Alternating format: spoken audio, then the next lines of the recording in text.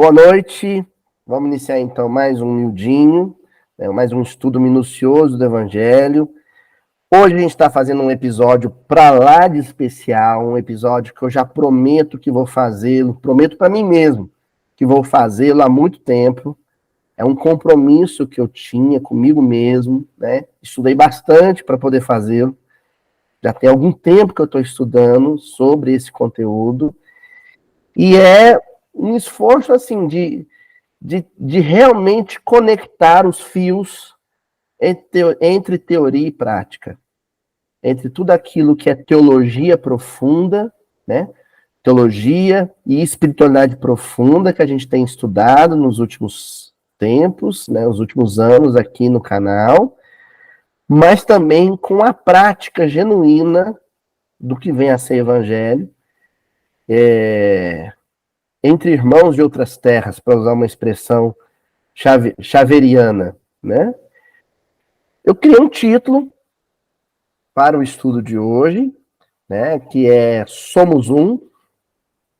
Trouxe aí uma imagem linda, né, dos amigos, dos companheiros, dos irmãos de África, com suas cores vivas, com seu sorriso, com a sua musicalidade expressiva, né? É uma foto, é uma imagem congelada, mas a gente sente música, né? A gente sente que há canto ali presente.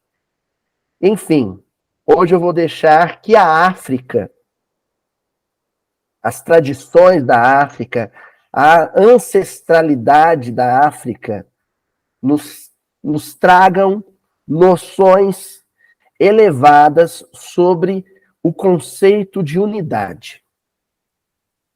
Daí o título dessa aula de hoje, Somos Um. O motivo de um episódio especial não tem um motivo pontual, né? Não é nenhuma data em específico, como é o Natal, por exemplo. É simplesmente o sentir que o conteúdo estava pronto para ser transmitido, entendeu? É algo que já vem sendo elaborado, vem sendo ruminado, vem sendo amadurecido há um tempo, e agora achei que chegou o momento de fazer essas conexões entre as tradições e a ancestralidade de África com os princípios e os fundamentos do Evangelho que a gente tem estudado. Tá? Claro, como é um estudo minucioso, um estudo bíblico, um estudo de versículo, existe um versículo fundamento para esse estudo. Não é em Mateus, né? Está em João, no capítulo 10º do Evangelho de João, no versículo 30, em que Jesus afirma laconicamente: eu e o Pai somos um. E aqui a gente leva a metodologia ao seu extremo, né? A gente radicaliza a metodologia, porque nós vamos comentar esse um. Não enquanto numeral, né? Não no seu sentido de quantidade, no seu sentido matemático, aritmético, mas no seu sentido filosófico. De unidade. A unidade na diversidade. A unidade na polifonia. A unidade na heterogeneidade, né?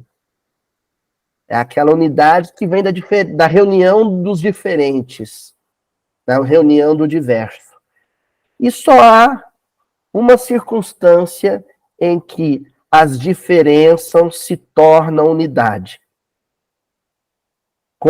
Quando entre os diferentes, quando entre as diferenças existe uma coisa chamada harmonia. Quem estuda música sabe do que eu estou falando. Então você tem lá uma tríade, né? Você tem 3 notas diferentes, mas elas soando juntas, soam em harmonia e formam um som coerente, né? Um som musicalmente coeso. Isso é unidade. O conceito de unidade que falamos aqui é quando existe harmonia entre os diferentes. Então, quando Jesus diz assim, eu e o Pai somos um, não quer dizer que ele e Deus são a mesma persona. Nem vou falar pessoa, porque senão a gente está humanizando Deus, né? Mas a mesma persona. Não é nesse sentido. Jesus é Jesus, Deus é Deus. Jesus é criatura, Deus é criador. Jesus é princípio inteligente, Deus é inteligência suprema. Então, em si mesmos, são distintos. Mas porque Jesus pensa com Deus, porque Jesus vibra com Deus, porque Jesus ama como Deus, existe entre esses diferentes harmonia. Jesus está em harmonia, em comunhão com Deus. É isso que ele está querendo dizer quando afirma que ele e o Pai são um. Isso que eu estou apresentando é uma, sabe?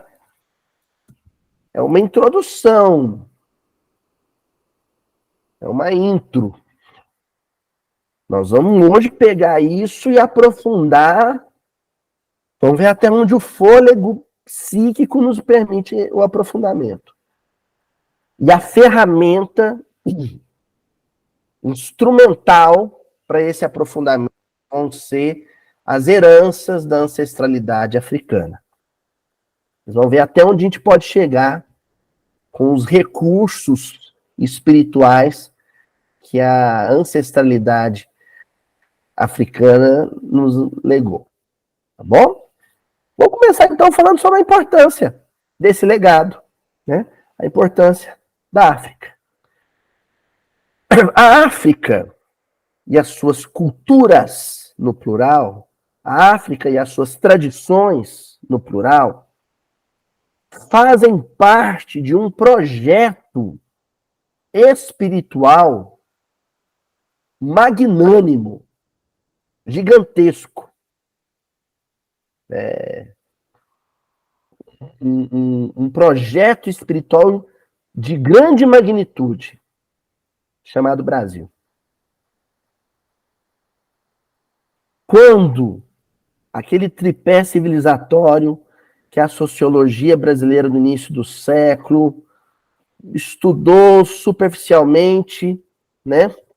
Então, um estudo importante, mas sobre o qual, a respeito do qual é possível ser realizada uma série de críticas. Nós estamos falando dos pioneiros, como foi, por exemplo, o próprio Gilberto Freire, né? Sérgio Buarque de Holanda, mais tarde o Darcy Ribeiro. Então, essa noção do tripé civilizatório que esses autores apresentam, né? Na expressão dessas três grandes culturas, no plural, repito, né?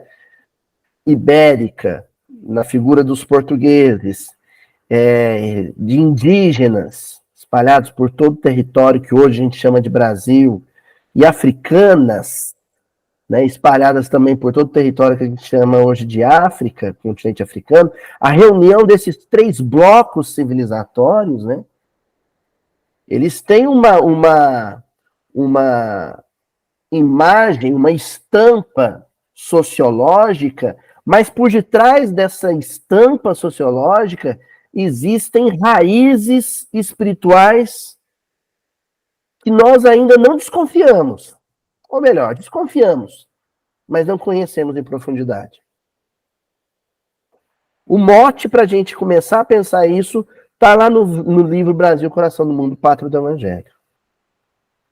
Quando Humberto de Campos vai comentar o encontro desses três núcleos, dessas três matrizes civilizatórias, a europeia, a africana e a americana, indígena, e afirma assim: primeiramente surgiram os índios que eram simples de coração.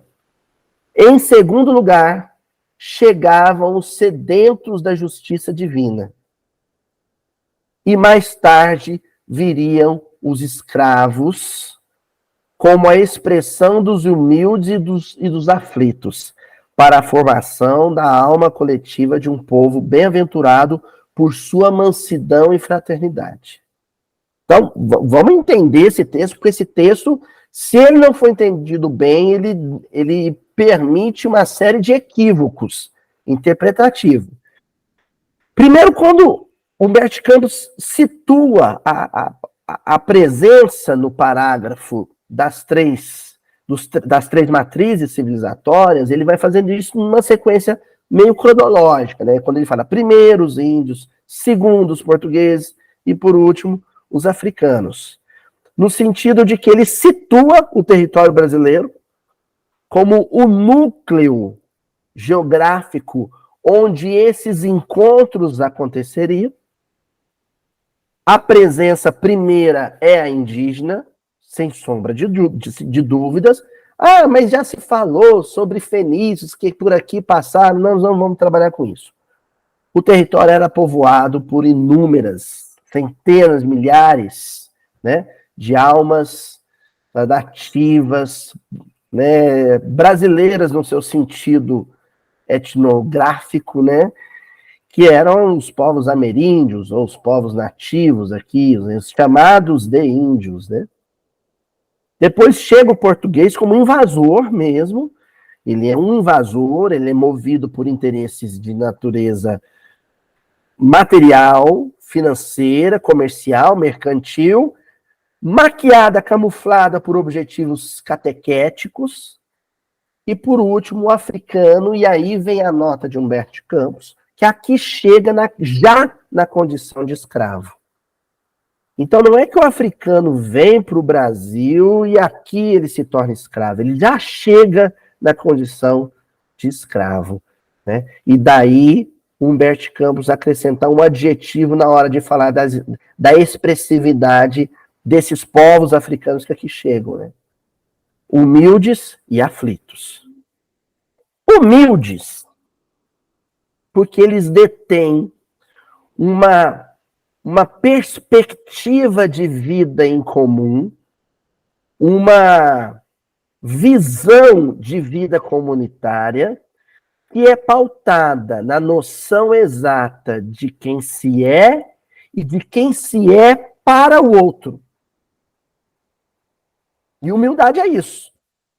Humildade não é se achar pequeno. Humildade é saber exatamente quem você é, de fato, e quem você é perante o outro. Isso é humildade.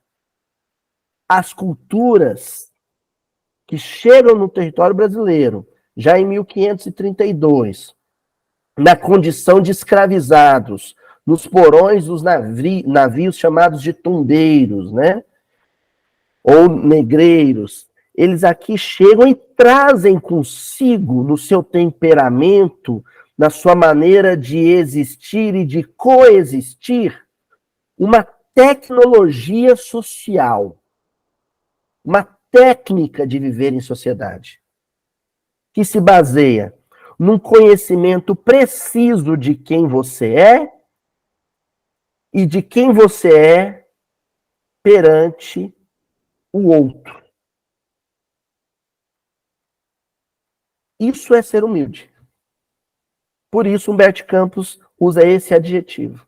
São humildes. E aflitos porque chegam numa condição que não foi planejada pela espiritualidade. Não foi pensada pela espiritualidade. A proposta de Ismael com Jesus, Ismael enquanto gestor desse projeto de uma nova civilização, de uma civilização para o porvir, uma civilização vindoura, o projeto é que esse encontro se desse por fluxos migratórios, ainda que movidos pela necessidade material, mas atendendo a objetivos espirituais e por meios pacíficos e amistosos. E assim não ocorreu, em função da ganância europeia, em função do materialismo e da ambição europeia. Os índios sofrem o peso da truculência europeia em seu território, E os africanos são apartados de seu território na condição de cativos. E não há violência maior do que o cativeiro. Mas, Aloysio, mesmo nessas circunstâncias tão adversas e não pensadas por Jesus, não planejadas por Ismael, mesmo assim, o resultado é um povo bem-aventurado por sua mansidão e fraternidade? Sim. Mas esse povo ainda está em construção. 500 anos é muito pouco, gente. 500 anos é nada. Essa civilização, bem-aventurada pela mansidão e a fraternidade, é a civilização do porvir. Ela é vindoura. Ela virá. Ela ainda não se consolidou. Ela está em construção. Ela está em elaboração. Ela está em gestação. Tá bom? Lá no livro Celeiro de Redenção, que é um livro que eu organizei junto com outros amigos, né, com a Ila Pinheiro, a irmã Ila Pinheiro com o Haroldo Dutra, com o Gladstone Lage, né, e os outros companheiros. Cada um ficou responsável por um capítulo, e o primeiro capítulo era um capítulo meu, chamado A Paisagem Dilatada do Tiberíades. Inclusive é uma frase do Humberto Campos, quando ele vai definir o Brasil, né? E tem um trechinho lá em que eu escrevo sobre a presença africana dentro desse arranjo civilizatório pensado por Ismael, pensado pacificamente por Ismael e executado violentamente pelos portugueses, né? Eu escrevo dizendo assim: o negro brasileiro, então olha só, o negro brasileiro, o negro afrodescendente, o afro-brasileiro, o negro da diáspora, né, da Maafa, né, como é possível dizer também, que é esse processo de expatriação, né, pelo constrangimento, pela violência que acontece com esses povos, né. Então, o negro brasileiro, como resultado desse processo, haveria de se tornar a definição unitária de uma África que, por natureza, era plural. Então, quando você diz assim, fulano é africano, você está sendo demasiadamente genérico. Quando você diz a música africana, que música? A culinária africana, que culinária? Porque a África é um mosaico étnico. A África é plural. As religiosidades africanas são inúmeras. As manifestações de religiosidade. Né? Os idiomas são milhares e milhares e milhares de idiomas. Né? Vestimentas diferentes, expressões artísticas diferentes, costumes, hábitos, tradições diferentes. A África é plural. Só que fazia parte da estratégia de dominação portuguesa pegar membros de comunidades étnicas distintas e traficá-los para a mão de obra nas plantations, né, nos grandes latifúndios de cana-de-açúcar no Brasil, por exemplo, trazê-los juntos, na expectativa de que eles não se aproximassem, por serem povos distintos. Mas essa aproximação aconteceu. Essa fusão de elementos plurais aconteceu, dando origem a uma negritude brasileira, a uma africaneidade genuinamente brasileira. Por isso eu continuo escrevendo assim: temos assim as muitas Áfricas que em terras brasileiras cuidaram de criar uma nova África. Uma nova África. Então o que acontece? É uma nova África, resultado dessa fusão, mas mantendo a sua essência, que é aquela característica da humildade genuína, né, autêntica, que o Humberto Campos mencionou no trecho anterior. Você tem a África Congo, né, a África ali da porção central e ocidental, né, a porção central e atlântica, voltada para o Atlântico. Você tem a África Benin, que é uma porção ali do Golfo do Benin, né, na costa do Ouro, né, a próxima Yorubalândia, né, onde é o Benin atual, antigo Daomé, ali da Nigéria, né? Níger-Congo, né? Você tem a África Sudão, que é a África já próxima da linha com o deserto do Saara, né? É a África subsaariana ainda, mas bem próxima da região do Maghreb, do norte da África. E todas elas, eu escrevo dizendo que são flores próximas que se polinizaram. Na mata e no cerrado, nós estamos falando de Brasil, entre o litoral e o interior, espalhou-se um novo perfume. Viu-se florescer a novidade, uma África brasileira. Esse era o projeto que se deu por meio da lágrima, do suor e do sangue de escravizados. Não era o projeto que o meio, né, o veículo de aproximação fosse a violência. Não era o projeto de Deus. E quem o fomentou, respondeu por isso. Respondeu gravemente por isso. E ainda responde. Mas o resultado foi aquele que se esperava. A fusão de elementos culturais. E a fusão de elementos culturais mantendo-se a essência espiritual de África. Hoje nós não vamos falar dessa fusão cultural em si, dos elementos culturais, das tradições culturais, do legado de África para a cultura brasileira atual. Nós não vamos tratar disso, até porque isso seria uma aula, né, de antropologia ou de sociologia brasileira. Nós não vamos tratar disso. O que nós vamos fazer hoje é explorar essa essência espiritual em comum, tão necessária para a formação de uma civilização do mundo vindouro. E que foi maculada, comprometida pela escravidão, até 1888, e pelo racismo nos dias atuais. Aloísio, essa essência espiritual africana que Jesus tanto queria que florescesse no Brasil e que fosse um dos elementos, uma das virtudes, um dos elementos virtuosos da civilização do porvir, desse Brasil do futuro, vingou? Até agora não. Há de vingar, mas até agora não. Porque o período escravocrata ou escravagista e o período segregacionista, racista, pós-abolição da escravidão, tem atravancado, tem dificultado o florescimento dessa essência espiritual em terras brasileiras. Tá bom? Guardem isso, porque daqui a pouco isso vai ser muito importante. Bom, para a gente mapear, fazer a genealogia dessa essência espiritual, a gente vai ter que vasculhar um pouco de como a África se transmigrou para o Brasil, formando, inclusive, gente, a maior diáspora africana do mundo.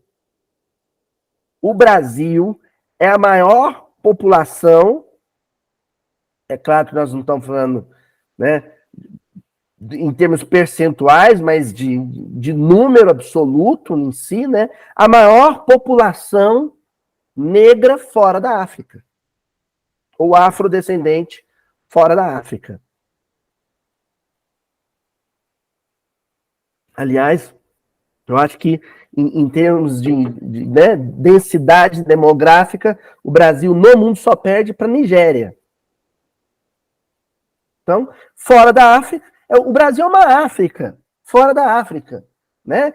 Inclusive, quando você estuda lá a Pangeia, né, o primeiro continente, o continente que mais tarde foi se fragmentando, né, a gente vê a silhueta atlântica do Brasil, o contorno atlântico do Brasil, se encaixar perfeitamente, não sei se vocês estão acompanhando, ó, na silhueta atlântica de África.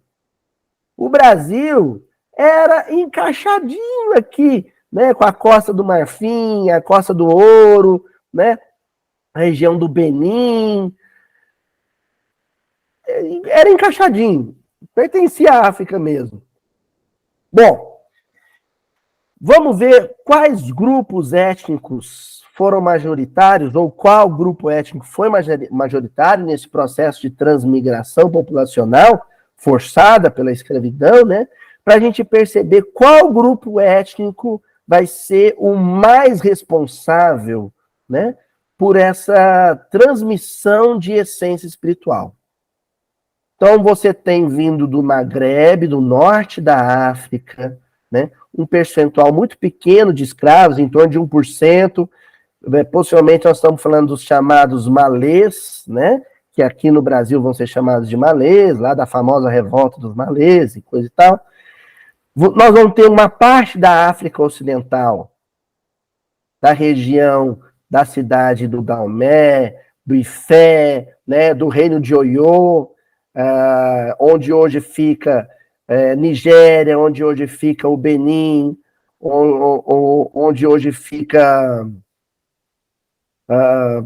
a ilha de São Jorge, né? Então, toda essa região aqui, a chamada Costa do Ouro, né? Essa região aqui, ela foi uma grande exportadora de escravos num período posterior, já no século XVI para o século XVII, né? Aliás, pós, né, invasão holandesa, para a Bahia, né? São os chamados negros de tradição linguística iorubá, né? Que aqui no Brasil ficaram conhecidos como negros nagôs, né? Então, esses povos africanos migraram principalmente para a região de Salvador, a região da Bahia, um pouco para a região do Recife e de São Luís do Maranhão. Agora, o grosso da população africana que veio para o Brasil, já veio para cá em 1532, né, é da África centro-ocidental, a região do reino Congo-angolano, né, ou o reino do Congo, né, todos eles povos de língua banto. Então, 58%, mais da metade dos negros que vieram para o Brasil, vieram da região onde hoje fica Angola, onde hoje fica a República do Congo, né? Mais para o interior, alguns negros traficados por vias fluviais, vindos ali da região do Zaire, da região da Tanzânia, e algumas embarcações, bem pouco, vindos do sudoeste da África, né, ou já da África Oriental, da região de Moçambique, 1,6% só, e 5,7% vindo do sul da África, do sudeste da África, né? Uma pequena quantidade Zulu, que se situou aqui na região sul do Brasil. Só para a gente ver, assim, de cada parte da África, de onde vieram esses povos, né? Mas impera a tradição cultural banto. Essa é a grande tradição, muito embora, por razões artísticas, né, e midiáticas, a tradição iorubana, né, a tradição do Iorubá, seja aquela mais cantada, né, graças ao Dorival Caymmi, graças aos afro-sambas do Vinícius de Moraes, do Caetano Veloso, do Gilberto Gil, né, cantando a Bahia, né. Então, em função disso, o candomblé Nagô, o candomblé Jeje, né, ele popularizou os orixás, a figura dos orixás, a figura de Olorum, a figura divina central, né, acima dos orixás, o criador de tudo, Olorum. Então, isso vai ficar mais popularizado. Mas o nosso vocabulário diário, as línguas de origem banto imperaram. Então, você tem lá, na região central aqui, Minas Gerais, parte de São Paulo, menos São Paulo, um pouco menos São Paulo, mas principalmente Rio de Janeiro, Espírito Santo, o centro-oeste do Brasil, você vai ter uma presença forte da congada, por exemplo, né? Das tradições de congada, da alimentação, da dieta muito própria da região. Você vai ter uma presença muito forte de algumas palavras como chulé, sovaco, canga, são moleque, são palavras de origem banto, né? Fica aqui a dica, ler as obras do Ney Lopes, sobretudo o dicionário banto dele, professor Ney Lopes, que é o maior pesquisador brasileiro de cultura africana, né, atualmente. E aí, o que nós vamos fazer? Dessa tradição banto, dessa cultura banto, o que nos interessa? Tá bom? Na região do Ghana, se desenvolveu o que a gente poderia chamar de escrita filosófica, são as chamadas adinkras. Muito embora foneticamente não haja uma escrita africana, né, propriamente dita, mas do ponto de vista semântico e do ponto de vista fonético existe. São as adinkras. São símbolos que funcionam como palavras inteiras, né? E palavras que guardam significados profundos. Aqui eu trouxe uma delas, que é a sankofa. É a imagem de um passarinho pescoçudo que se volta para trás para catar uma fruta que caiu. Então, essa imagem, esse ideograma, né, traz em si um sentido, que é aprender com o passado para construir o futuro. Se a essência espiritual de África foi abafada ou sufocada pela violência da escravidão nos últimos 500 anos, então compete a nós, no século XXI, fazer como essa África, como essa avezinha adinkra, né, a sankofa, voltar para catar o fruto que ficou lá atrás. Aprender com o passado para construir um futuro melhor. E o que eu vou buscar? Qual é o fruto suculento que ficou lá atrás e que eu tenho que me voltar para pegar? A filosofia africana. Ou as filosofias africanas, em geral. Que não são filosofias acadêmicas, viu, gente? É sabedoria pura, é sabedoria na essência. Que se contrapõe integralmente à maioria das filosofias ditas eurocêntricas. Eu ia dizer ocidentais, mas parte da África é ocidente. Então não acho que seja o melhor termo. Eu prefiro usar filosofias eurocêntricas, aquelas que descendem da tradição greco-romana, né? Então, enquanto a filosofia ou as filosofias africanas são de natureza coletivistas, elas pensam essencialmente a existência enquanto um fenômeno do coletivo. As filosofias eurocêntricas, elas são marcadas pelo individualismo. Então nós, enquanto herdeiros dessa herança clássica, estamos intoxicados pelo individualismo. O projeto Brasil, pensado por Jesus, implicava em uma substituição de valores. O individualismo tipicamente europeu sendo substituído pelo coletivismo marcadamente africano. E que vigora em um modelo, em um paradigma filosófico da região dos povos banto. E que nós vamos começar a ver agora. Então vamos primeiro ver quem são os banto, né? Banto é uma família étnico-linguística, então nós estamos falando de um grupo de povos, um grupo de culturas, um grupo de nações que falam idiomas que mantêm semelhança profunda entre si, tanto em termos de significado quanto em termos de sonoridade ou fonética.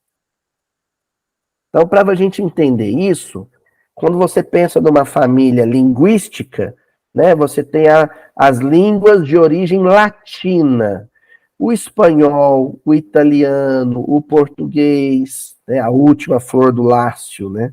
O português, o próprio francês, né? São todas línguas que pertencem a um tronco linguístico, que são as línguas latinas. Agora, apesar dessas da família linguística, a gente não pode falar que existe uma grande similaridade étnica, porque esses povos, né, França, Espanha, Portugal, conseguiram construir uma cultura muito peculiar a cada localidade. Mas quando você fala de uma família étnico-linguística, significa que a similaridade entre esses povos não é só linguística, ela também é cultural, ela também é de tradição, também é de costume, ela também é de crenças e valores, ela também é filosófica. Entendeu? Então são grupos étnicos, sobretudo os bantus, com pontos de unidade cultural semelhantes.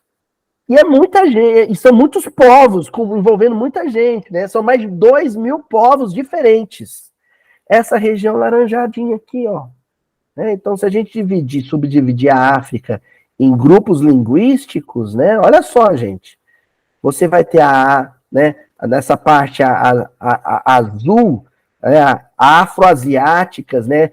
Onde impera a cultura árabe, né? Porque os árabes eles se expandiram pelo norte da África após a derrocada do Império Romano, né? Você tem os povos Níger-Congo, o primeiro grupo dos povos Níger-Congo, onde impera a Yorubalândia, né? Os povos de cultura e de língua iorubana ou iorubá.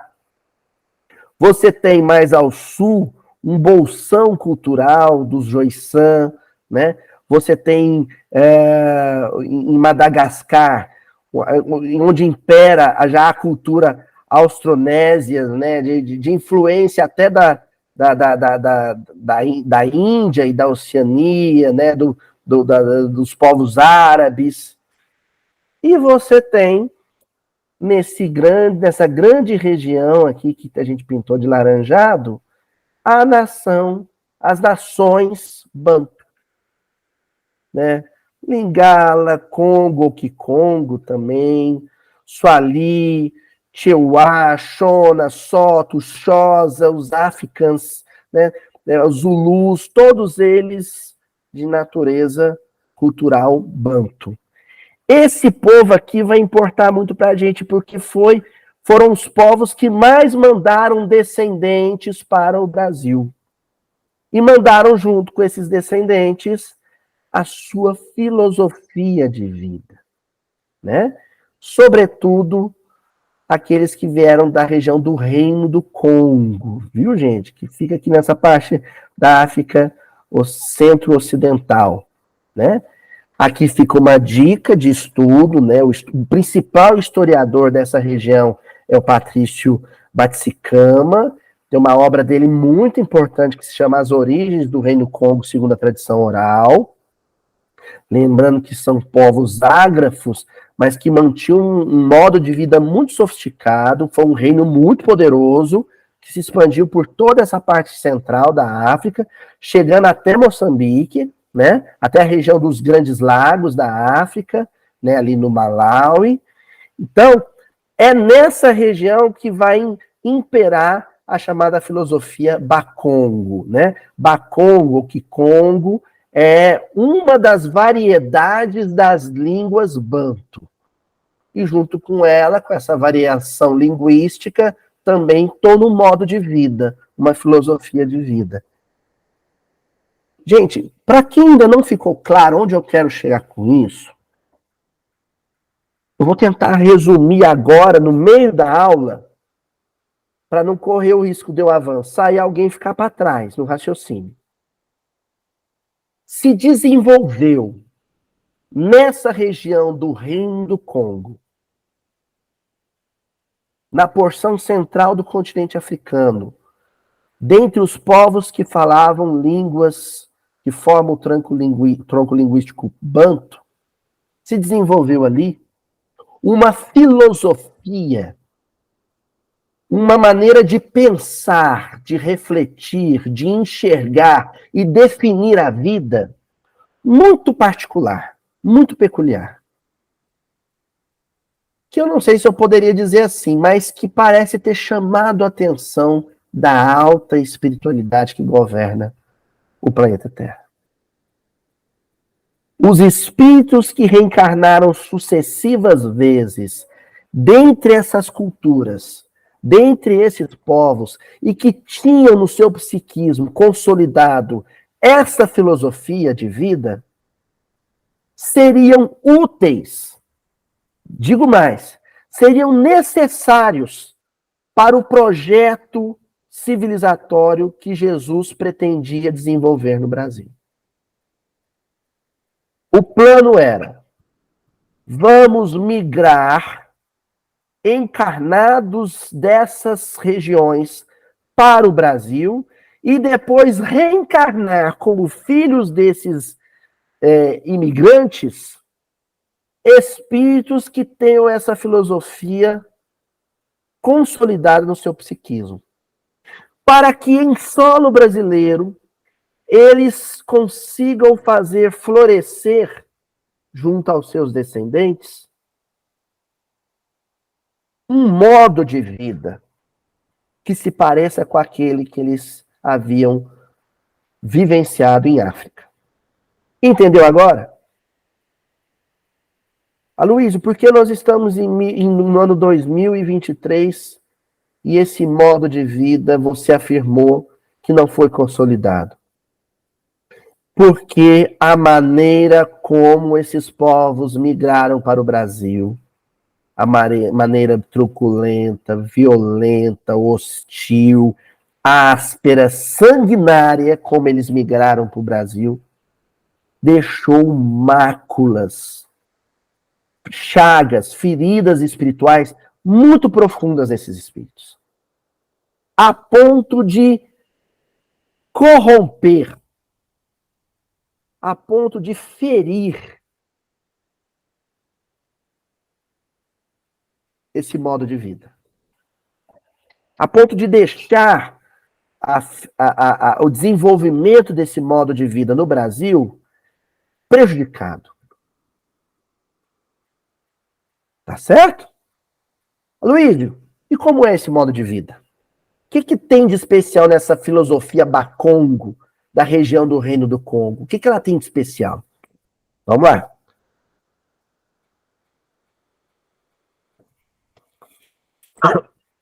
Queria fazer uma observação. A palavra quilombo é uma palavra de origem banto. O quilombo, ele é um local de resistência, mas ao contrário do que os livros de história tradicionalmente contam, e ao contrário do que o imaginário coletivo brasileiro mantém, não é um local de resistência militar. É um local de resistência cultural e filosófica.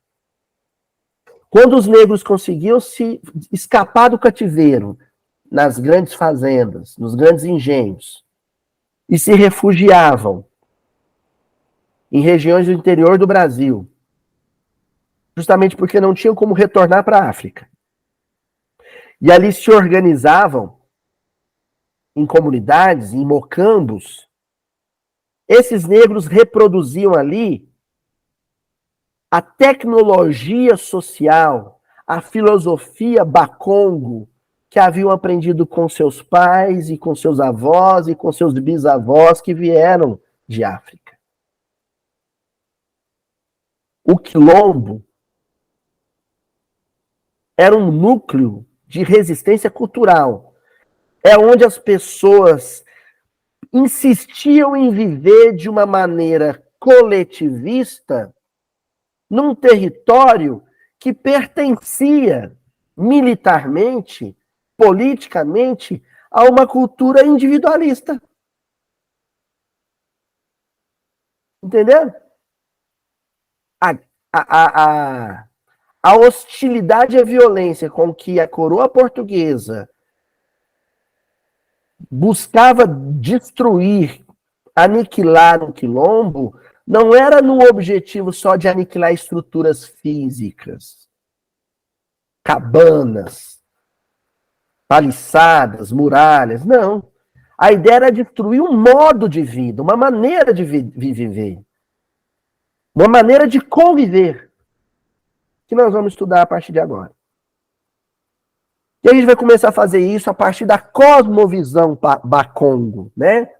Então, a espiritualidade Bakongo, a espiritualidade que vigorava entre os povos da região do Reino do Congo, é uma espiritualidade que determinava a maneira como esses povos enxergavam a vida, enxergavam a natureza, enxergavam a relação do homem com a natureza. E o conceito básico, o conceito fundamental para entender essa cosmovisão, essa visão do todo, essa visão do cosmos, é a ideia de Zambi, ou Nizambi, tá? Esse N mudo aí, depois ele vai desaparecendo, né? Os descendentes que vão falando as línguas Yoruba, as línguas Banto, na atualidade, quase não pronunciam mais esse N mudo, mas ele é muito importante, viu, gente? Então, o Zambi, ou Zambi, né? Nizambi, é o criador de tudo que existe. De tudo que é tangível e de tudo que é intangível.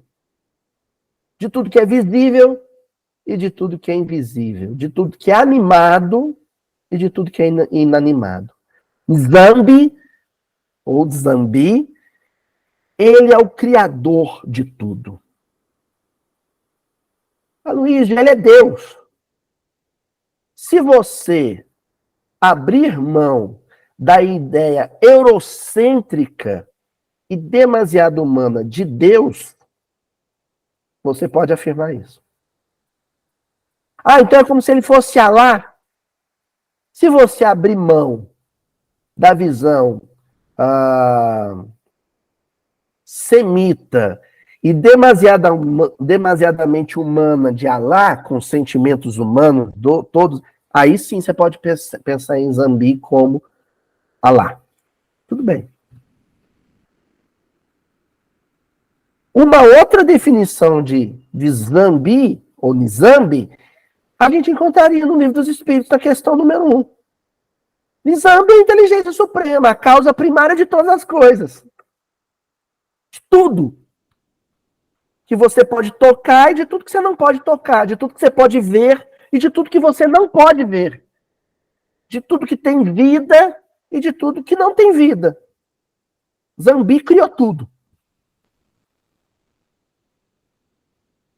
Esse é o primeiro conceito. É de onde parte tudo.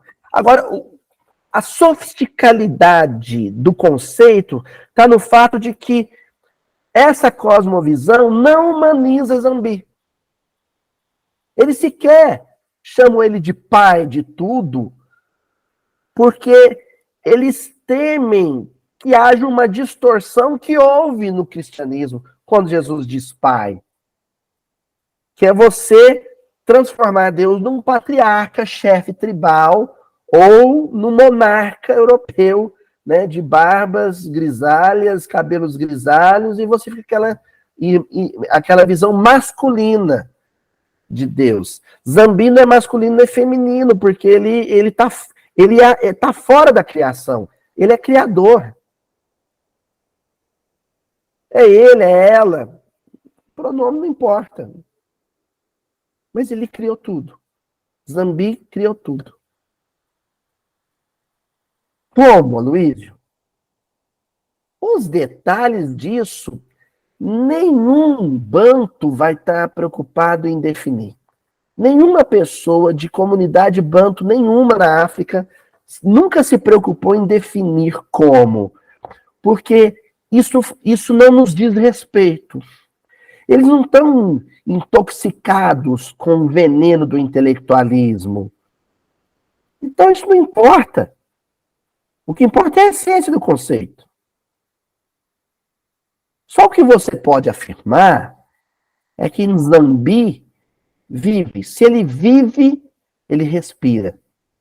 E se ele respira, há algo que flui através dele, que se movimenta através dele, indo e vindo, pulsando para fora e para dentro.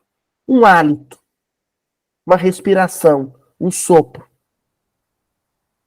que os povos bantu chamarão de Nintu, o princípio vital, soprado por Zambi.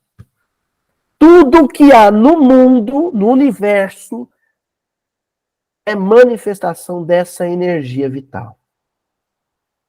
Enquanto Zambi respira, ele cria. Fluido cósmico universal, Aloysio? Exatamente. E vocês achando que o movimento espírita inventou esse trem, né? Nintu é o fluido cósmico universal. O hálito do Criador. O sopro de vida. A energia que flui de Zambi, que flui de Deus, criando tudo. Então, tudo que existe é Nintu, se manifestando de maneiras diferentes.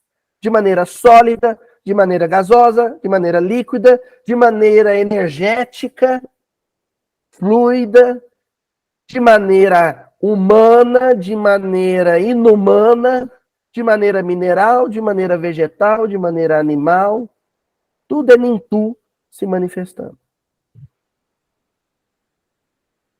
Tá claro isso, gente? Então, esses dois conceitos são muito importantes da cosmovisão Bakongo.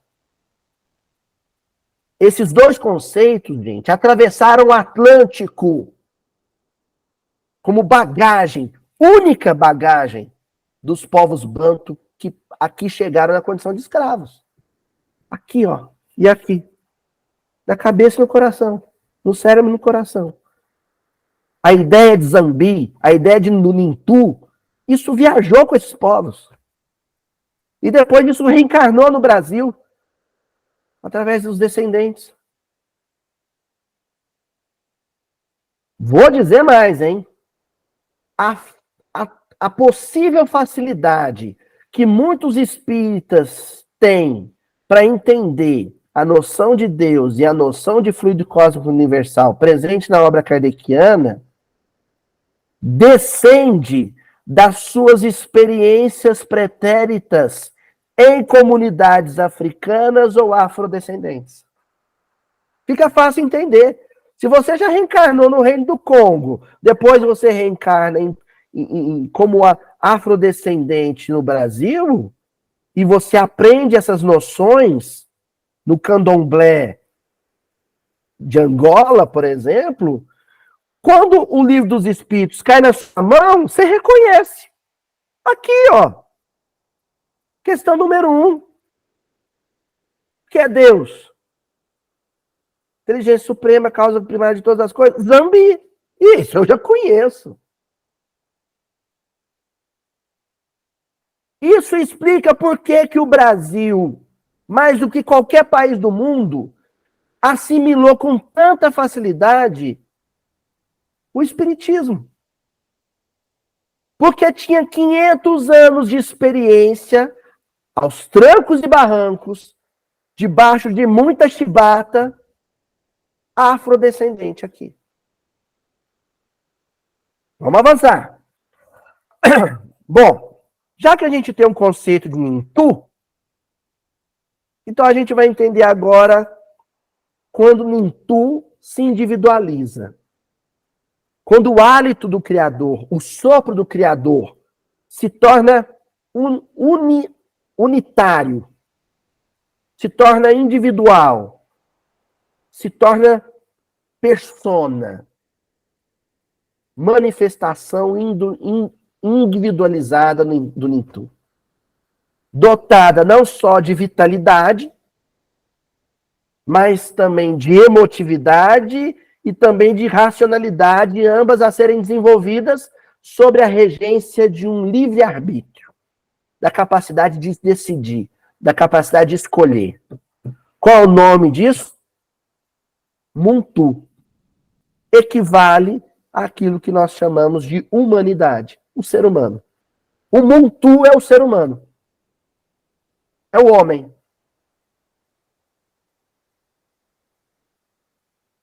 É a vida de Deus que se tornou vida. E vida individual, única. E longe de qualquer pensamento panteísta. Se individualizou mesmo. Não é alguma coisa que se individualiza e depois retorna ao todo sagrado. Não. É individualidade para o resto da eternidade. É espírito criado, é ser, é inteligência criada. Muntu. Como Deus não criou um único Muntu, como Zambi criou muitos, incontáveis Muntus, esses Muntus inevitavelmente, invariavelmente coexistem. Existem uns com os outros. Convivem. Vivem com. Porque se a base, a essência do Muntu é o Nintu, ou seja, a mesma argila, o mesmo barro criador, o mesmo hálito criador, o mesmo sopro de vida, então a vida que vive em mim, vive no outro. Eu não vou dizer que ele é meu igual, porque existe a individualidade e o livre-arbítrio. Mas ele é meu semelhante, porque a essência dele é a mesma minha. A humanidade dele é a mesma minha. O Nintu que o gerou é o mesmo Nintu que me gerou. Essa coletividade de Muntus, aí você junta. Você tira o prefixo mu e substitui pelo prefixo ba. O mu é individualidade. O prefixo ba é coletividade. É a expressão coletiva do mutu. É a reunião de pessoas, de indivíduos, vivendo uma vida em comum. Bantu. Entenderam de onde vem a palavra bantu? Bantu quer dizer comunidade, coletividade de pessoas, sociedade humana, civilização. Aí vira uma espécie de pleonasmo, né? Povos bantu, se você traduzir o bantu, é povos.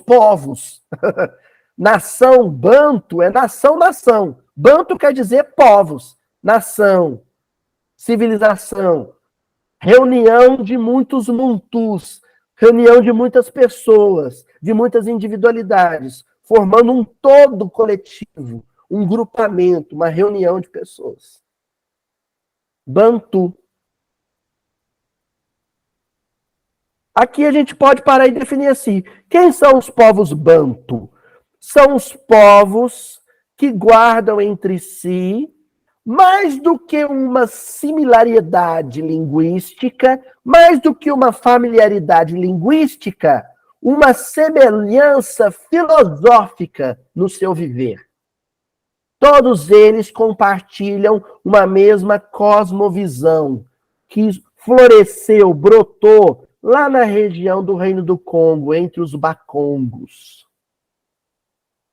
E que mais tarde migrou para o Brasil através dos afrodescendentes, dos escravizados e de seus filhos e de seus netos e de seus bisnetos.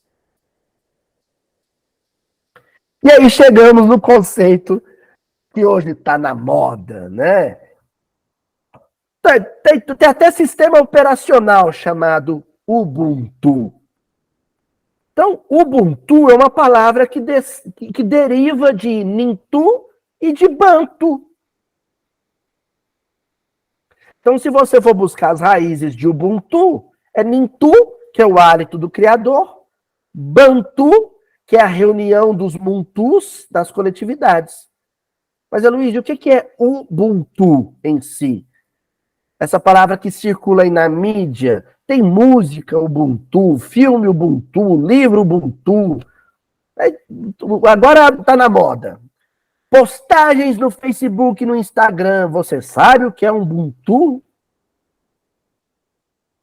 Ubuntu é uma tecnologia de convívio. É uma técnica de conviver. É uma estratégia de convívio. Portanto, é fundamentada em crenças sociais. Você acredita num modelo de sociedade, num padrão de sociedade, num paradigma de sociedade.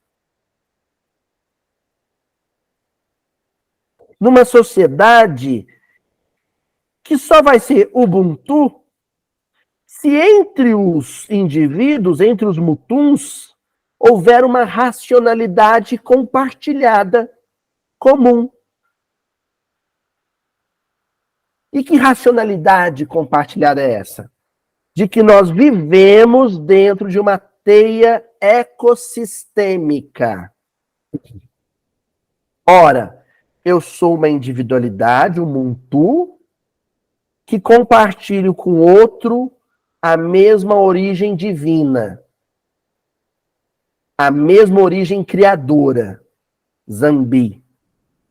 Zambi nos criou com seu hálito, com seu amor fluido, com o fluxo do seu amor. Então esse amor é uma seiva que circula, se movimenta entre eu e o outro, indo e vindo. Enquanto eu respiro e o outro respira, a gente compartilha esse mesmo ar psíquico, essa mesma atmosfera psíquica. E tudo que afeta o meu semelhante me afeta. Tudo que beneficia o meu semelhante me beneficia. Tudo que adoece o meu semelhante me adoece. Tudo que cura o meu semelhante me cura. A nossa humanidade se estabelece no momento em que nos conectamos como comunidade. Isso é Ubuntu. Isso é o bem viver dentro do Bantu.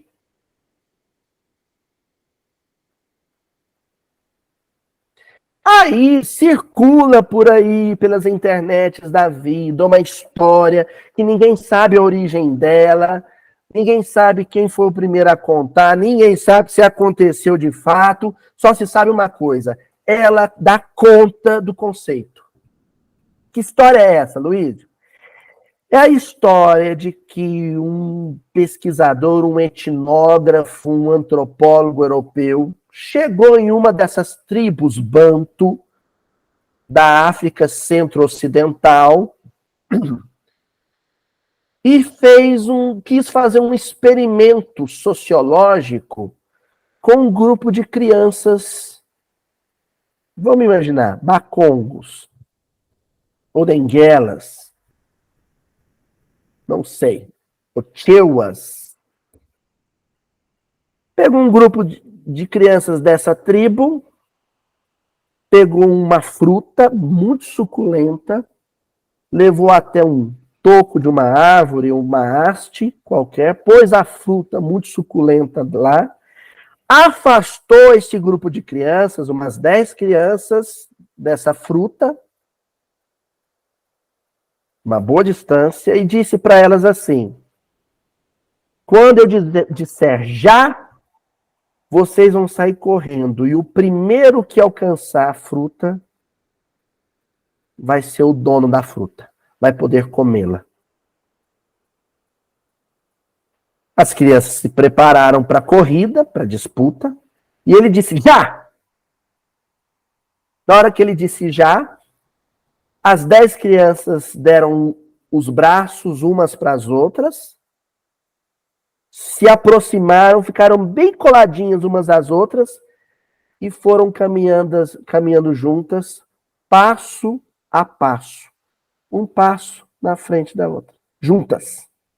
Chegaram no toco de árvore juntas, estenderam as mãos juntas, tomaram a fruta juntas e dividiram a fruta entre elas, dando um gomo para cada uma. Todas saborearam juntas a mesma fruta.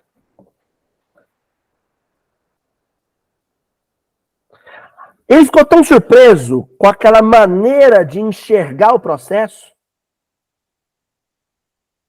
Ele ficou tão espantado. A eurocentricidade dele, a noção ocidental de convívio em grupo dele, ficou tão espantado com aquilo que ele perguntou para as crianças: por que vocês fizeram isso? Ele intuiu, mas queria ouvir da boca delas. E elas disseram um provérbio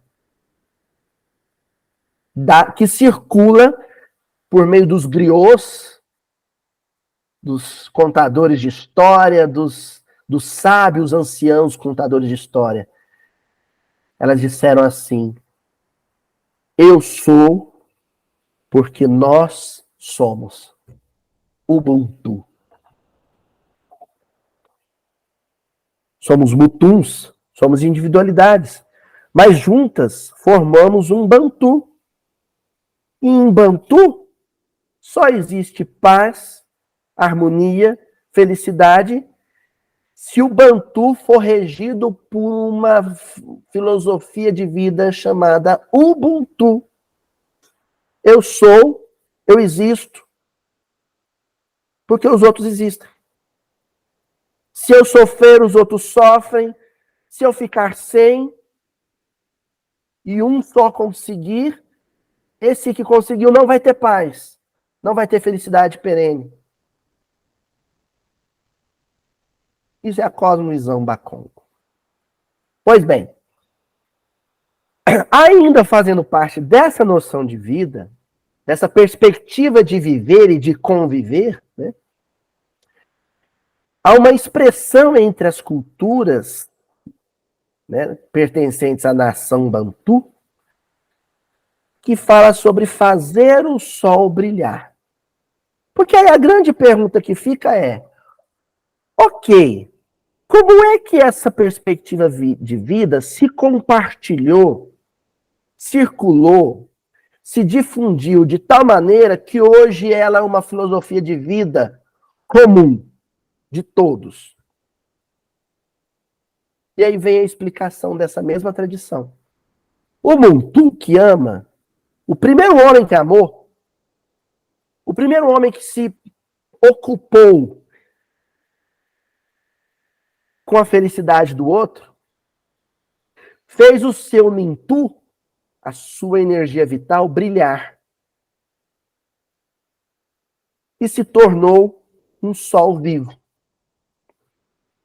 A maneira das tochas, quando você acende uma tocha, a próxima tocha será acesa com a chama da primeira. E assim por diante. Não é? Então, todo Bantu, toda a comunidade, toda a coletividade, formado por mutuns que amam, que são sol vivo, que são tocha acesa, se torna uma constelação. O sol é uma estrela.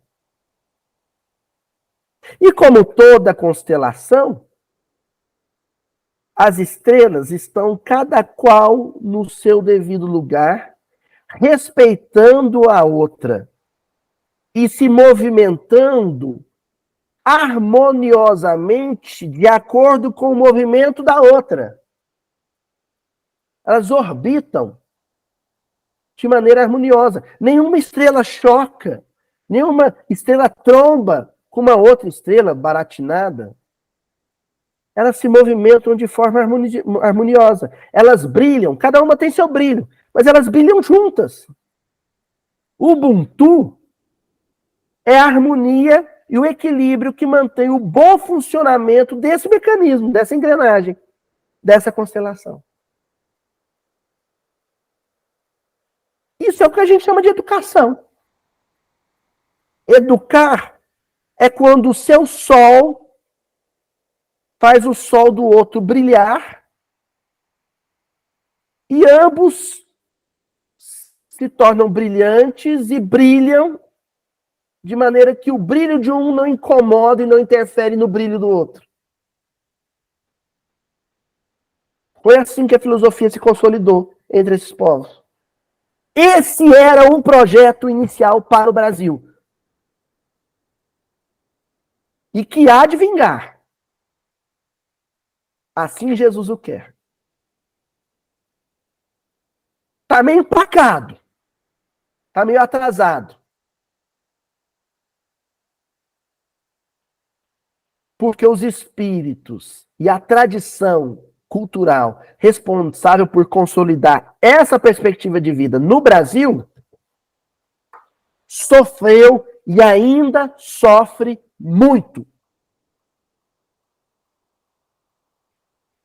Quem quiser aprofundar mais nessa perspectiva pedagógica, baseada na filosofia Bakongo, Ubuntu, fica a dica de um filósofo africano, a gente só fala nos filósofos europeus, né? Que é o pensamento do Bunseki Fukiao. A obra clássica dele é Kindesi, The Congo Art of Babysitting, né? A arte de ascender. Assim, a tradução literal seria a arte congolesa ou congolense de cuidar das crianças, né? De cuidar dos bebês e das crianças. Mas a gente poderia fazer uma tradução mais livre, mais condizente com a filosofia Bakongo, que seria a arte de acender o sol vivo. Ndesi é o educador, é o sol vivo que acende outro sol, é a tocha que acende outra tocha. Ndesi é o acender o sol vivo das gerações que estão chegando, dos espíritos que estão reencarnando.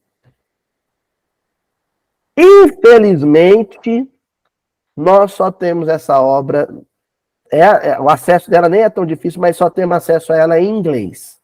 Então, é a típica obra em que quem não domina o idioma vai ter que sofrer um pouquinho aí com o dicionário, com um amigo que sabe inglês para conseguir lê-la, né? Fica a dica de estudá-la em grupo, né, gente? Hoje a gente tem os recursos da tecnologia, estuda ela em grupo, né? Bom, aí nós temos um provérbio, Kindesi, né? Um provérbio que fundamenta essa noção pedagógica, dessa noção educativa, que é Umuntu Nigumuntu Nigabantu. Umuntu Nigumuntu Nigabantu. O que quer dizer essa frase em língua bantu? Uma pessoa se torna pessoa através de outras pessoas. E acho que a imagem que eu consegui encontrar aí define isso muito bem, né? Uma geração, uma avó ensinando uma filha que vai ensinar, né, a neta. Então, uma geração ensinando para outra, uma pessoa ensinando para outra. O quê? Como viver. Como viver de forma harmoniosa, como viver de forma respeitosa, como viver de forma amorosa. Isso já estava no pensamento de Jesus presente no Evangelho, transcrito pelos evangelistas do Evangelho, né? Então não tem nada muito diferente. Entendeu por que Jesus foi buscar essa tecnologia na África e movimentá-la de forma migratória, ou era a perspectiva, né? Era o horizonte, até chegar no Brasil? Falou isso, mas você já ia chegar aos jesuítas com a Bíblia na mão? Por que então? Uma razão muito simples. Os jesuítas traziam o pensamento de Jesus em letras, em papel. Os africanos traziam o pensamento de Jesus, a visão, a cosmovisão de Jesus, no seu ser, no seu viver, na sua maneira de viver. Estava lá, ó, Mateus capítulo 25, final do sermão profético. Primeiro Jesus fala assim, ó, quando você encontrar alguém que tem fome, alguém que tem frio, alguém que tá doente, alguém que está triste, né? É a mim que o fazeis. Em resposta, o rei lhes disse, ou lhes dirá, amém, vos digo que na medida em que fizeste a um destes meus irmãos mais pequeninos, a mim o fizestes. E depois ele fala, ó, e quando você não vestir, não alimentar, não abraçar, não acolher, não consolar, amém vos digo, versículo 45. Que na medida em que não fizestes a um destes mais pequeninos, a mim não fizestes. Essa é a noção, é a cosmovisão. Se eu e o Pai somos um, se eu e o Pai somos unidade, se a essência, a respiração de Zambi é a minha essência, e Zambi criou todas as coisas, então a essência do outro também é a minha essência. Então a tristeza do outro é também a minha tristeza, a felicidade e a alegria do outro é também a minha felicidade e a minha alegria. Saber disso, o jesuitismo que aqui chega já sabia. O catolicismo que aqui chega já sabia. Saber disso, o espiritismo de hoje em dia já sabe. O que esses africanos sabiam era viver isso. Era organizar uma aldeia, uma tribo, que a gente acha que é super atrasada, né? Que povos atrasados, eles se organizam comunitariamente assim. Ninguém come na frente do outro que está sentindo fome.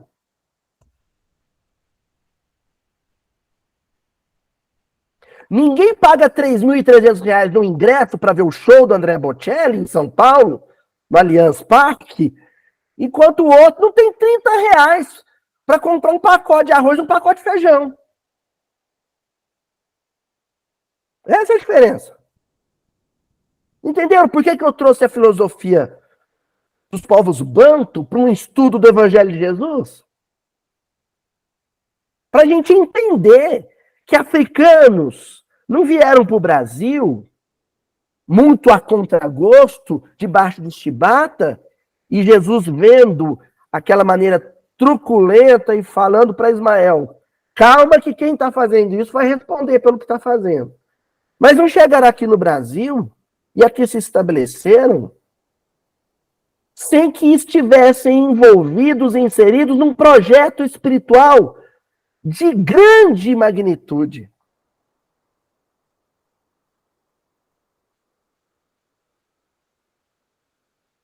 O Brasil não será, no futuro, um modelo novo de civilização fraterna e amorosa só porque a doutrina espírita chegou aqui, não. Só porque se publicou o Livro dos Espíritos, o Evangelho em língua portuguesa, não. Só porque o Chico Xavier reencarnou em Pedro Leopoldo, não. O Brasil será um dia um modelo que vai exportar civilização para o resto do mundo, porque aqui aportaram espíritos experimentados, destros, habilidosos na arte de conviver de forma harmoniosa. Espíritos que trouxeram para o Brasil uma tecnologia muito avançada, muito sofisticada de vida em comum. Bom, acho que chegamos agora no ponto áureo. Tudo isso que eu fiz, toda essa teorização, todo esse encadeamento de ideias que eu fiz agora, é para dar uma boa notícia, uma boa nova.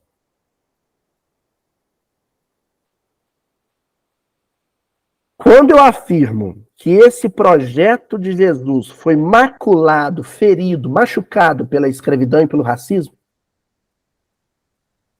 a boa notícia é que Jesus não dorme no ponto. É que Ismael não está de braços cruzados. E um movimento de resgate, de reimportação dessa tecnologia social foi iniciado no Brasil.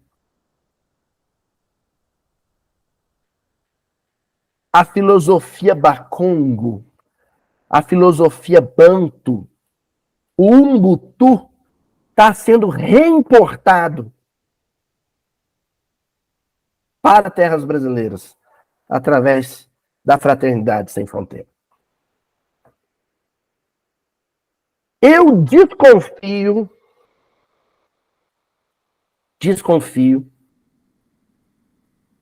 que o movimento da Fraternidade Sem Fronteira ainda é subestimado pelo movimento espírita. Ainda é subestimado. Porque, no sentido institucional, e para quem nunca ouviu falar na FSF, Fraternidade Sem Fronteira é uma ONG que nasceu em Campo Grande, Mato Grosso do Sul, no Brasil, no interior do Brasil, na região centro-oeste do Brasil, idealizada pelo Wagner Moura,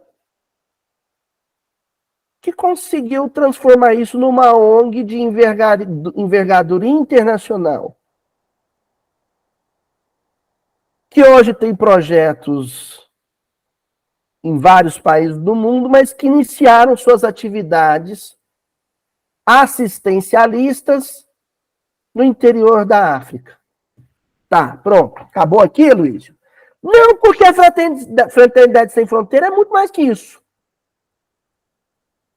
Há muito tempo eu ensaio e preparo essa aula dentro do Mildim para apresentar uma Fraternidade Sem Fronteira que ninguém conhece. Desconfio que até alguns que são integrantes dela não a conhecem. E o meu primeiro esforço vai ser o de reconceituar a noção de fronteira. Gente, o sem fronteira aqui não é fronteira política, geográfica ou geopolítica. Não é. Não é sem fronteira porque é um brasileiro que foi ajudar a gente de outro país. Ou brasileiros que foram, canadenses que foram ajudar pessoas de outros países. Não é isso. É fronteiras psicológicas e ideológicas e culturais e religiosas. É sem qualquer tipo de fronteira. É uma fraternidade, um sentimento de copertencimento, um sentimento de coexistência, um Ubuntu, e não respeita qualquer tipo de limitação religiosa, ideológica, cultural. Que não respeita, que afronta as demarcações de natureza linguística, ideológica, política e religiosa. Que derruba cercas e bandeiras e muros e constrói pontes.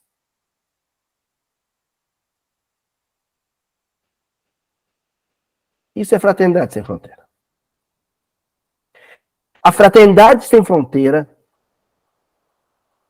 que se traveste de ONG, de organização não governamental, de instituição da iniciativa privada. A Fraternidade Sem Fronteira, na verdade, foi inspirada por Jesus para ir buscar novamente em África a tecnologia de vida social Ubuntu e reinseri-la no coração do Brasil. Um Brasil cheio de fronteiras. Um Brasil cheio de cercas. Cercas sociais, cercas políticas, cercas ideológicas, cercas religiosas.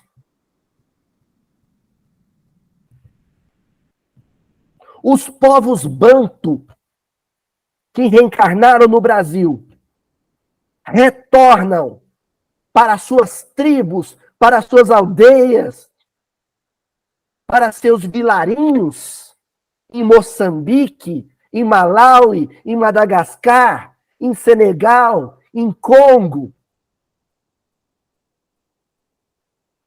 para se lembrar como era viver ali, como é que se vivia ali, num tempo anterior ao neocolonialismo europeu, anterior a politização de África através da exploração do parque industrial europeu, que a gente tanto admira e venera, aquela riqueza inglesa que se construiu em cima da miséria do Malawi, aquela riqueza belga que se construiu em cima da miséria do Congo, aquela riqueza francesa que se construiu em cima da miséria camaronense, senegalesa, argelina. Antes do neocolonialismo do século XIX, antes do colonialismo do século XVI, antes da presença árabe, muçulmana, que levou o hábito da escravidão para o interior da África. Antes disso, existe uma essência pura de vida social, que sobrevive ainda, que fulgura, que brilha ainda, através de sóis vivos, que vivem nessas aldeias, comendo em cima, ou de cima, com peixe seco.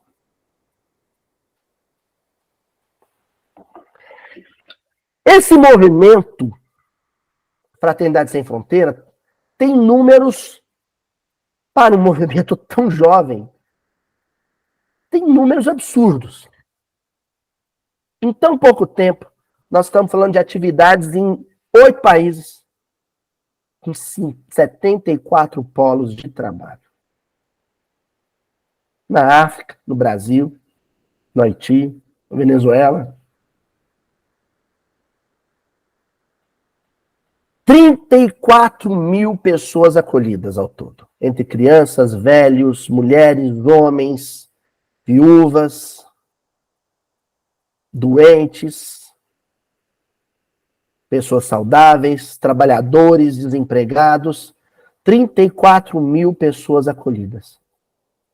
E aqui nós temos o sorriso maroto do querido Papá Wagner. 1.182 jovens, 1.182 jovens na escola.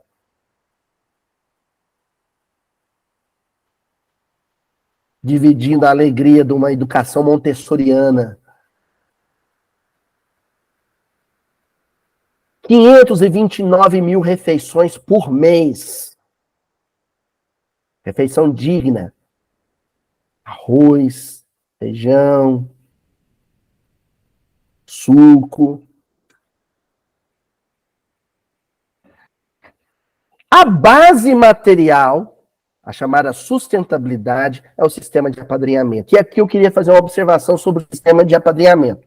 É mais do que simplesmente fazer merchan ou propaganda da Fraternidade Sem Fronteira, e eu estou fazendo isso sim. E farei isso até meu último dia de existência material. Eu vou ter essa camiseta aqui, ó, no meu guarda-roupa.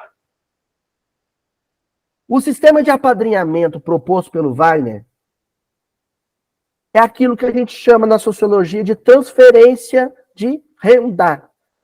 E na filosofia econômica também. E que foi vivido da casa do caminho. Na Jerusalém da Antiguidade. Simples. Você não é culpado por ter nascido num berço de ouro. Você não é culpado por ter muito recurso monetário num mundo onde tem pessoas que não têm recurso monetário.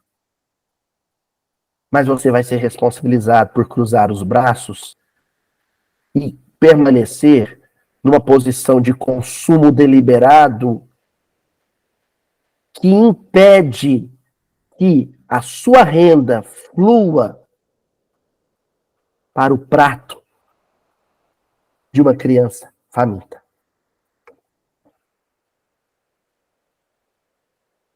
Então, nós temos hoje, olha só, eu andei fazendo essas contas, eu fiquei sonhando, igual a gente sonha ganhou na Mega Sena. O que eu vou fazer com o dinheiro da Mega Sena? O que eu vou fazer se eu ganhar na Mega Sena da virada? Eu vou investir em fundo de renda fixa. Acho que eu vou comprar alguns imóveis também. Hoje eu fiquei sonhando. Eu fiquei pensando, gente, tem 12 mil inscritos no Mildim. 12 mil inscritos no canal do YouTube. É claro, não sou bobo, eu sei que esses 12 mil não assistem. Tem uns que entraram lá, se inscreveram e sumiram. Mas eu fiquei pensando, meu Deus do céu, se eu conseguisse sensibilizar corações, 1000 corações, a fazer um apadrinhamento de pessoa física, o mínimo, que é de R$ 25, a gente injetaria nos projetos da Fraternidade Sem Fronteira R$ 25 mil por mês. E não ia fazer, não ia atrapalhar ninguém no seu conforto. Porque a gente conhece o próprio público. Eu sei quem acessa os vídeos do Mildinho. Eu sei o perfil socioeconômico de quem frequenta uma casa espírita. Então, isso aqui eu tirei lá do site. O sistema de apadrinhamento é o coração dos projetos da Fraternidade Sem Fronteira. Numa perspectiva de sustentabilidade, e a instituição tem uma responsabilidade com ela própria, de manutenção dos trabalhos e dos projetos. Não tem como inserir uma criança no grupo sem que um padrinho entre também. Para entrar uma criança no grupo de apadrinhamento, tem que entrar um padrinho. E é isso que vai garantir a manutenção de 11 projetos diferentes, de amparo à necessidade do outro. E mesmo assim, mesmo havendo essa regra fiscal, vamos dizer assim, essa regra econômica de sustentabilidade, os irmãos da Fraternidade Sem Fronteira, eu sei disso, converso com muitos deles, desrespeitam a regra e confiam na bondade de Deus. Porque quando uma mãe cai de joelhos na frente de alguém com essa camiseta aqui e fala, coloca meu filho lá para dentro, quem é que vai dizer não para a autoridade amorosa dessa mãe? Quem é que vai ter coragem de dizer não para essa mãe? Põe o menino lá fora e corre atrás de padrinho. Não é assim? Põe o moleque, põe um prato de comida na frente dele, põe um caderno e um lápis na mão dele, e nós vamos correr atrás de padrinho. Eu tô aqui correndo atrás de padrinho. É pertencimento à transformação de vidas e realidade nas situações da maior vulnerabilidade social no Brasil e na África. Concentrado no Brasil e em África. Por quê? Porque um é de onde sai o fluxo de pensamento, o outro é onde esse fluxo é acolhido. O princípio filosófico que guia a Fraternidade Sem Fronteira é o Ubuntu. A Fraternidade Sem Fronteira surge no dia em que Wagner Moura perde a sua paz. Eu não vou conseguir dormir em paz mais em Campo Grande, com a minha família, meus amigos, sabendo que no Brasil e na África, onde essa filosofia de compartilhamento de bem-estar e de felicidade deveria vigorar, impera o individualismo e o egoísmo. Então, gente, é o amor em forma de doação mensal. Isso é mais do que dinheiro. Isso é começar a viver um processo de transferência de renda ou de conforto material que se fundamenta em alguma coisa que não é material. Que é uma maneira de pensar a vida. Doação mensal a partir de R$ 25. Uma pessoa física, R$ 25. Ou R$ 500 se for uma pessoa jurídica. para os projetos que mais tocar o coração da pessoa. São inúmeros projetos, são 11 projetos. Você vai lá, entra no site, nós vamos colocar aqui na descrição do vídeo, entra no site, tem a aba de apadrinhamento, clica na aba de apadrinhamento, há vídeos tutoriais explicando como é que você vai fazer isso. Você pode pôr no seu cartão de crédito, você pode fazer uma doação única. Não, Luiz, eu só tenho só alguns meses que eu vou poder. Mas no mês, se você puder, você vai lá fazer uma doação única. R$ 25, R$ 50, R$ 100, reúne com um grupo de pessoas e faz um apadrinhamento. Para quê, Luiz? Bom, eu vou começar falando aqui de um projeto para o qual eu tenho doravante um olhar especial. Ubuntu Nation School, em Malawi.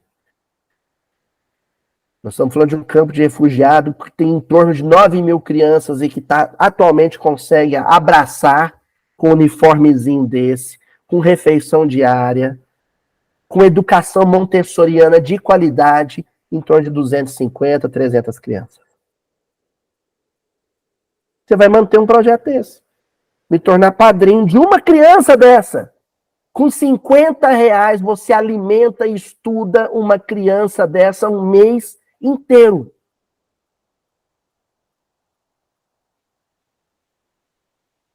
Com R$ 50. Você faz um menino desse sorrir um mês inteiro, com a barriguinha cheia, com um caderninho e os livrinhos na mesa dele, ele aprende a ler, escrever, estudar, e se sentindo amado, e reproduzindo, mantendo acesa a chama dessa filosofia de vida.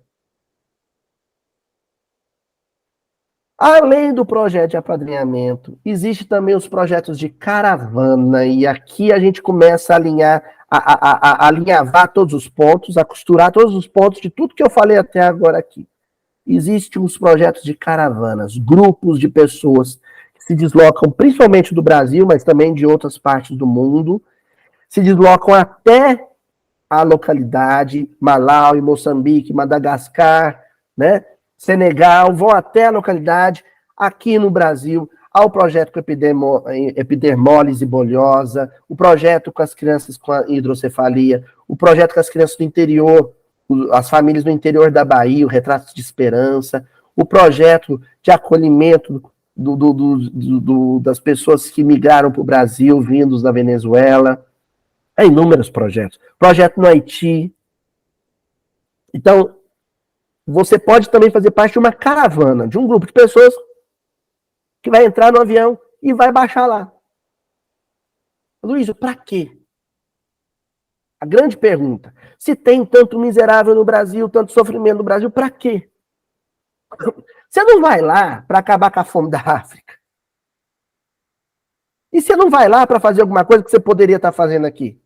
Dar um prato de comida para quem tem fome. Não é isso. Você vai lá para trazer na sua bagagem psíquica uma maneira de viver que é deles, que é só deles, e que precisa ser buscada lá, sabe? Que nem o Vibranium de Wakanda. É, Marvel. Vibranium só tem Wakanda. O modo de viver Ubuntu só tem lá. E precisa se espalhar para o mundo. Então você vai lá e se torna um multiplicador. Você vai lá, assimila aquilo em loco, faz a equação entre teoria e prática, confronta tudo que você estudou já no Evangelho com tudo aquilo que você vive ali. E eu não estou dizendo de você se alimentando, mas vendo as pessoas se alimentarem. E aí tem uma história que vai fechar essa questão, para quem está me acompanhando agora. A Clarice Paz, responsável pela Nação Ubuntu no Malawi, ela conta uma história que é genial, assim. Ela disse que uma vez estava visitando uma das casas do campo de refugiados, e aí uma senhora convidou ela para jantar. A gente fala casa, mas é uma cabana, muitas vezes, né? Casa mesmo lá, basicamente aquelas que foram erguidas com apadrinhamento. As outras, muitas vezes, são cabanas. Então, essa senhora virou para Clarissa, muito grata, em forma de gratidão, e falou assim: você vem jantar comigo. E a Clarice pegou e falou assim: não, mas eu vou onerar a sua casa, a sua família. Eu não posso chegar aqui e ser mais uma boca para comer num lugar onde já tem tão pouca comida. Então a Clarice pegou algum dinheiro que ela tinha ali no bolso, entregou para a senhora e falou assim: tudo bem, eu aceito vir jantar na sua casa, mas com a condição de que você aceite esse recurso e compre o alimento que você vai cozinhar para mim. E já deu um tanto a mais, sabendo que ia ser o suficiente para ela bancar aquele jantar e os jantares dos dias seguintes em família. Quando deu o horário marcado, a Clarice pegou e foi. Voltou para a casa dela, para a casa dessa senhora, para ser recebida no jantar. Quando ela chegou na casinha, no Malawi, a casa estava lotada de vizinhos, cheia de gente. A mulher tinha pego todo o dinheiro que a Clarice entregou, que daria para várias refeições nos dias seguintes, e comprou e cozinhou e fez comida com todo o dinheiro.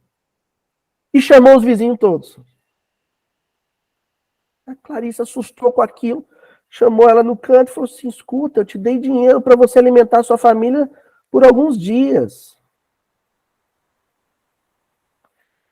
A senhora respondeu para ela assim: eu não conseguiria me alimentar com a minha família amanhã e depois de amanhã, sabendo que os meus vizinhos tinham fome hoje.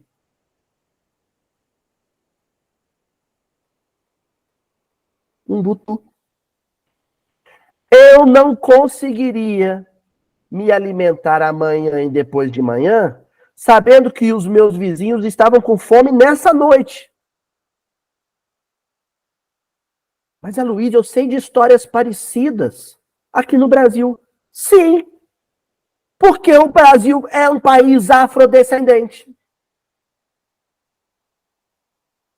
Porque o processo de transmigração desse modo de viver, dessa maneira de viver, foi iniciado por Jesus e Ismael há 500 anos.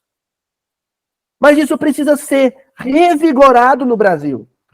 E é por isso que a gente vai para Malawi, para Moçambique, para Madagascar, quem pode, quem tem condição, quem sobrou um dinheirinho, ou quem fez a loucura de vender o próprio carro, ou quem parcelou em 12 vezes e foi para lá sem ter dinheiro, vai ficar duro, endividado o resto do ano, e volta trazendo essa impressão, essas lágrimas, esses sorrisos na pele, para viver isso em Brasil. E quem não puder, tem a possibilidade de fazer essa palestra aqui circular. E o link da Fraternidade Sem Fronteiras circular pela internet. Ao invés de você sair comentando política e falando mal do fulano e do ciclano, sai espalhando a ideia da Fraternidade Sem Fronteiras. E principalmente angariando padrinhos. Eu posso, Luiz, dar R$ 25 todo mês. Não, Luiz, eu não posso todo mês. Eu posso um mês sim, um mês não. Pronto. E vou contar para todo mundo que eu faço isso. Sem pudor. Sem constrangimento. Para que o outro faça também.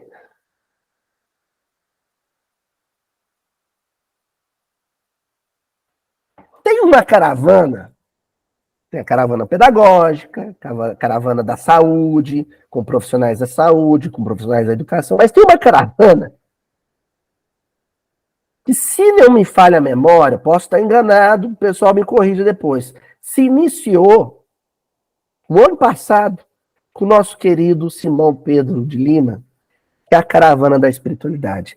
Essa caravana justifica a aula de hoje, e essa caravana justifica o sentido da Fraternidade Sem Fronteira. Ela é chamada de caravana da espiritualidade.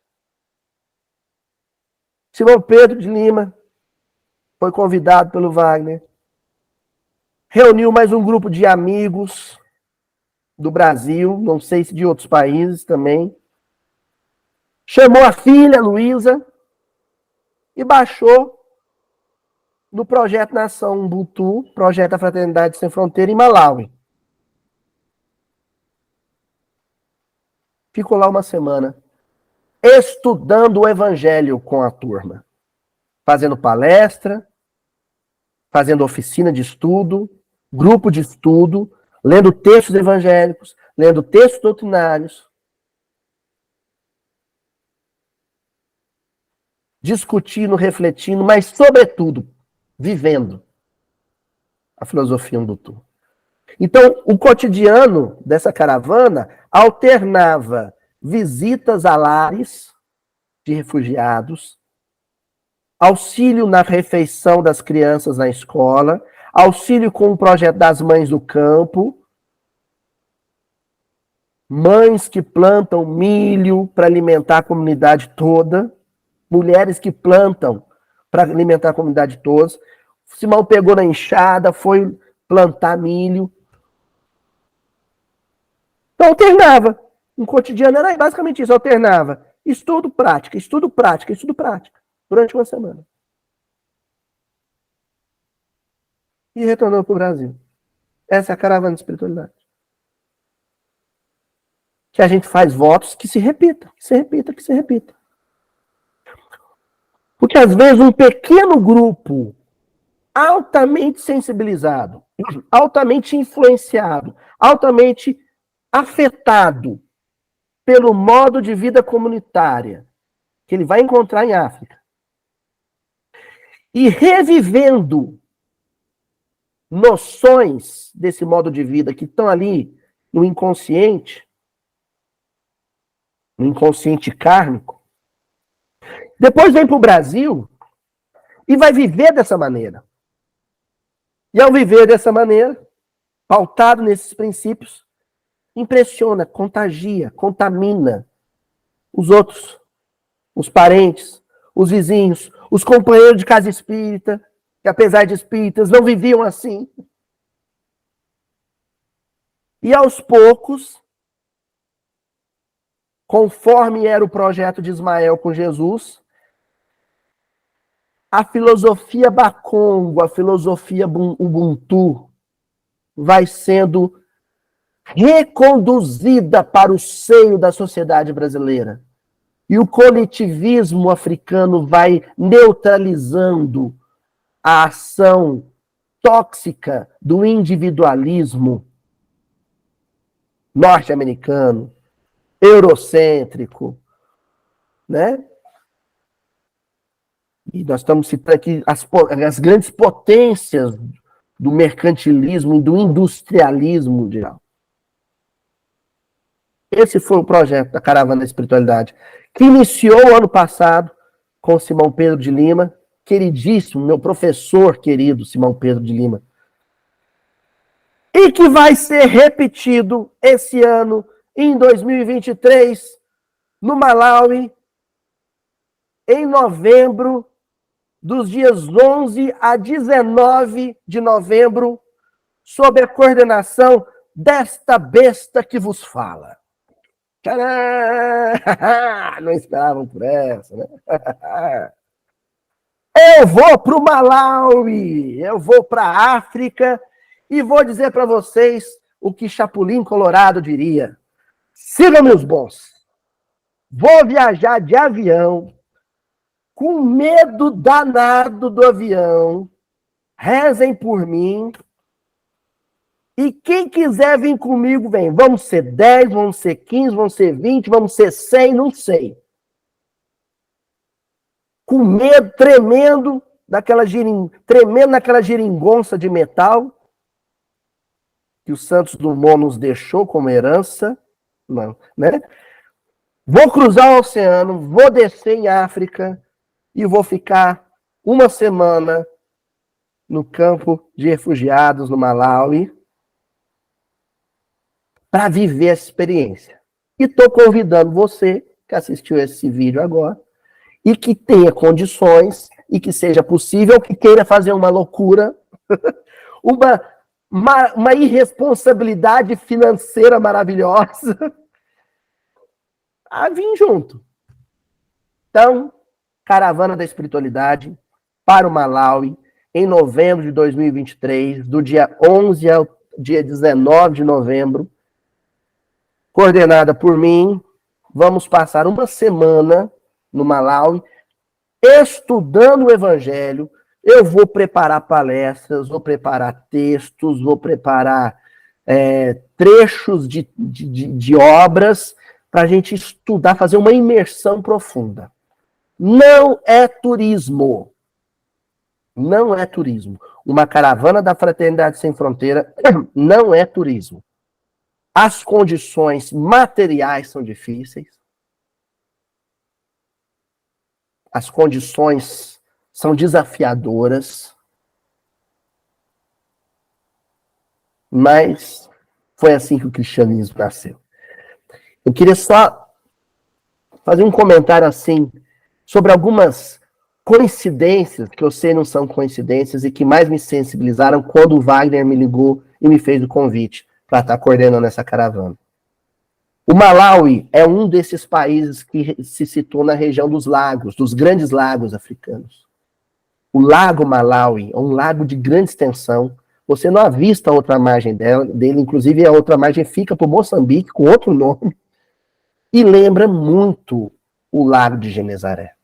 Em 2013, há 10 anos, exatamente 10 anos atrás, eu estive em Israel, eu fui no Lago de Genezaré, eu estive em Cafarnaum, no que seria, ou que foi Cafarnaum, e senti a paz, e eu nunca senti uma vibração igual.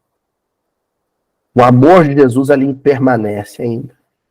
E Jesus escolheu viver ali, porque ali haviam pessoas pobres, pescadores pobres, que viviam segundo uma filosofia coletivista. O Malawi reúne exatamente essas condições espirituais. É um país materialmente muito pobre, com enorme desigualdade social, com grandes desafios, um IDH muito baixo, um desenvolvimento humano muito baixo, os padrões da Organização das Nações Unidas, mas que concentra em si as condições ideais. Tanto que o Malawi é conhecido como o coração quente da África. É um povo em África, e todos são, mas dentre todos, o povo do Malawi é o povo mais acolhedor, afetuoso, amistoso, porque ali a filosofia da antiga tradição Bakongo se manteve muito perene, muito presente, muito vibrante, muito viva.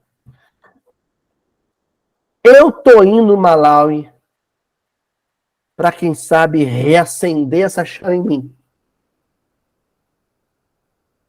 E depois vivê-la dentro do meu contexto reencarnatório. Sensibilizar alguns para fazer a mesma viagem maluca. Maluca entre aspas, né? Mas o evangelho é loucura para gregos, não é assim? Fazendo a mesma viagem maluca, ou apadrinhando uma criança, e se não tiver R$1 para ajudar a sustentabilidade da Fraternidade Sem Fronteira, existe um elemento que eu tenho certeza que é o que tem sustentado o Wagner e todos os seus companheiros. A prece sincera. Então, se você não tem como apadrinhar, se você não tem como viajar até lá, ore pelo sucesso desse projeto, que é muito mais do que alimentar corpos. É reacender a chama de um coletivismo que é a essência do projeto de vida civilizatório pensado por Jesus para toda a humanidade. Beijão para todo mundo. Para quem quiser, vamos para a África.